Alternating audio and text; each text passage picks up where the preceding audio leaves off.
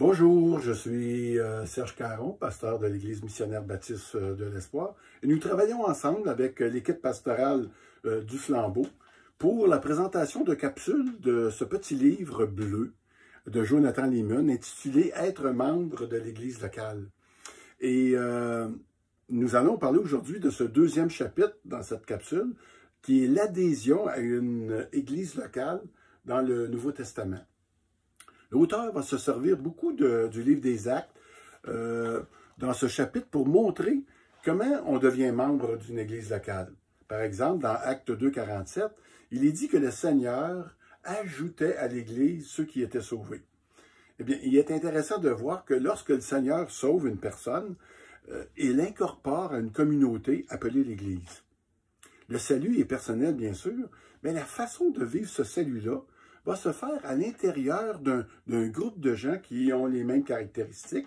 Puis l'auteur va nous en mentionner à peu près une dizaine, dont en voici une par exemple. Là, on voit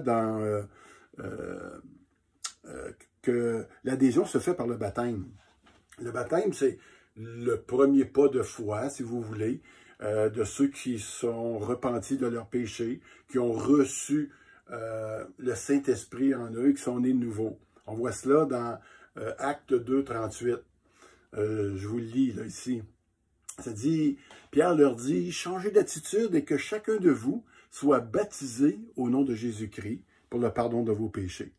Et vous recevrez le don du Saint-Esprit.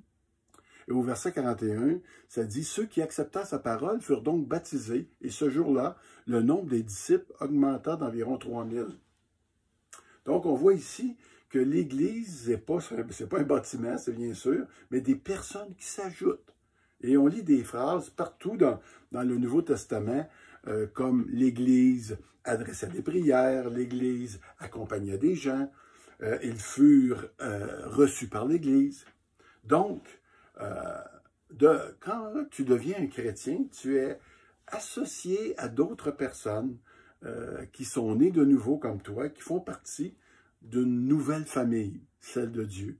C'est pourquoi on est aussi appelé, ou on s'appelle comme ça, frères et sœurs, entre nous, comme une famille aussi. Nous sommes tous assis à la même table. Hein? C'est à cette table que nous partageons aussi le repas du Seigneur, pour nous rappeler justement ce que le Seigneur a fait pour nous et la raison pourquoi nous sommes réunis ensemble. Ben, c'est à cause de cette œuvre de Jésus qui a donné sa vie, tout simplement, pour chacun d'entre nous. Je saute plusieurs points pour vous mentionner également une autre caractéristique importante que l'auteur mentionne et qui m'a particulièrement touché par rapport à l'adhésion dans l'Église locale, c'est celle de l'inclusion et de l'exclusion. En fait, si on peut ajouter des membres à l'Église locale, on peut aussi en enlever.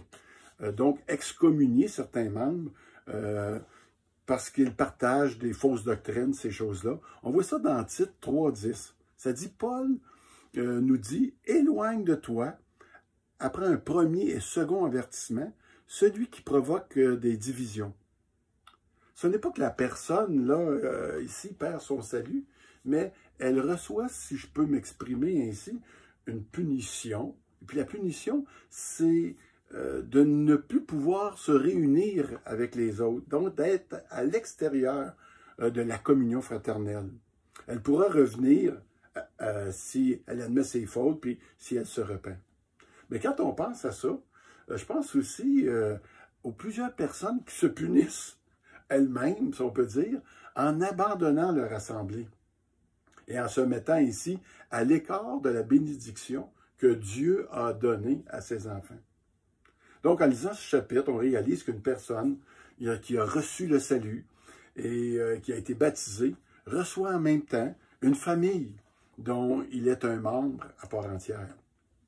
Donc, vous allez voir aussi que l'Église locale existait dès le début du christianisme et qu'il ne s'agit pas d'une adhérence à un club social ni même à une religion, mais que chacun de ses membres fait partie du royaume. C'est très différent.